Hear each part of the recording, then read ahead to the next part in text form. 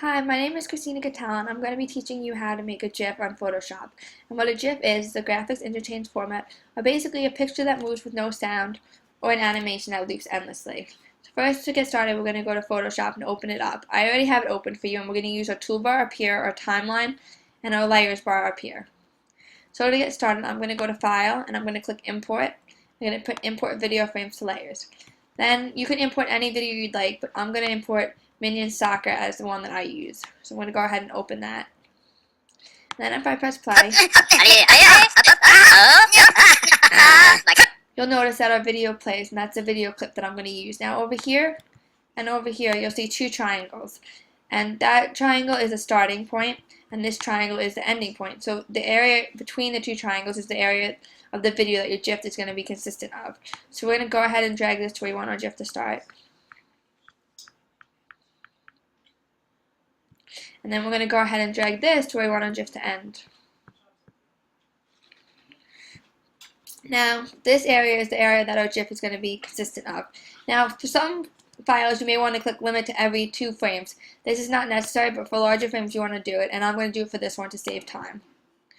So we're going to press OK. And then it opens up our 7 layers. And if you notice, it plays back and forth like a movie. It keeps looping endlessly. And if you notice now, if we go move by frame, move frame by frame, you'll notice that each frame is different. Now we can crop our image by going to layer 7 and layer 7. Make sure that you're on the last layer, because when we add text, you're going to want to be on the last layer. Let me move this layers out here so you can see better. This our layers panel, because before it was being blocked in my face. Want to make sure we're on the last layer, so we want to make sure that last layer is highlighted in blue, and the last layer over here is highlighted. Then we're going to go over to our toolbar, and we're going to click the crop tool, and we're going to go ahead and crop down, and we're going to move this back right now, and we're going to go ahead and crop over.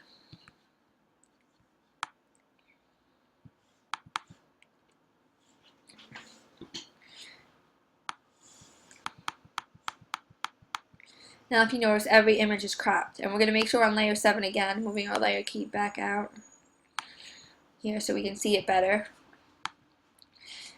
We're going to go to add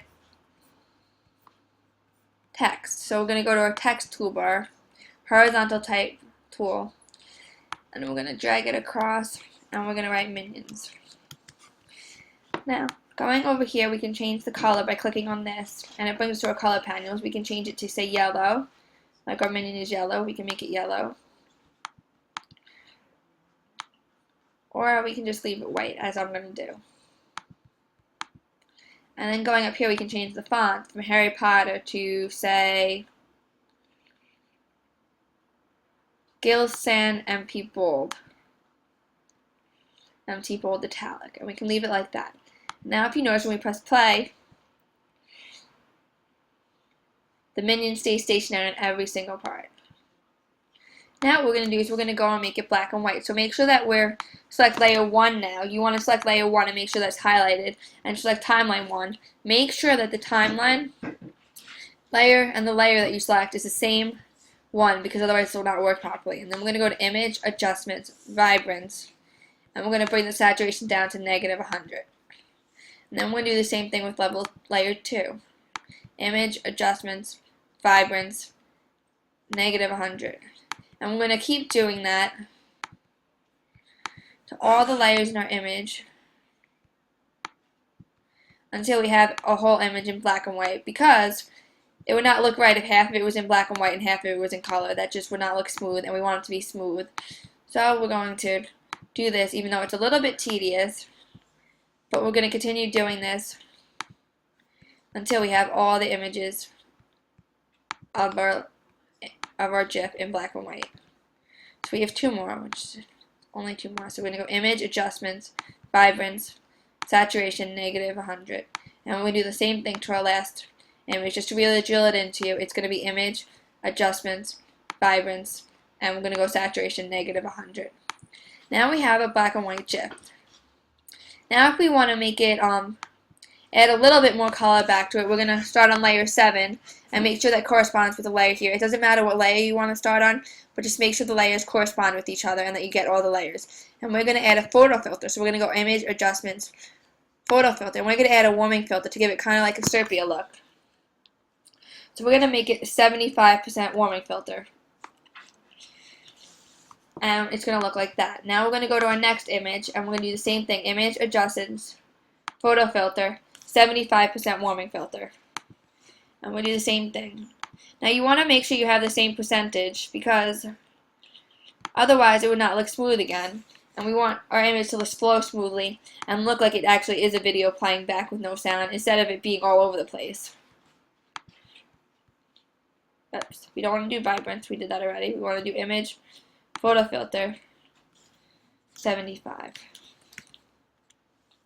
And we have 3 more to go. So again, I'm going to go Image, Adjustments, Photo Filter, Warming Filter, and make it 75%. Layer 2, we do the same thing.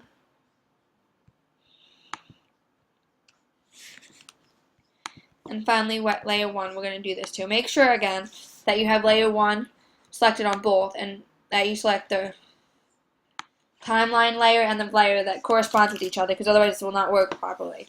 And now if you look, we have our thing in Sepia, and it plays Minions. Now let's say we wanted to move it a little bit slower, because it's moving kind of fast. We can actually slow it down a little bit by playing with this. Going to the triangle at the bottom, and we can make it 0.5 seconds instead of 0.4. What that does, it slows it down a little bit, and you can really see it. Or say we want to speed it up a little bit, we can select all of them, go down to our little triangle, and we can put no delay, and that makes it move really fast. Now we're ready to save our GIF. So what we're going to do is we're going to go to File, and normally we'd go to Save As to save a JPEG, but we're saving a GIF, so we're going to go to Save for Web.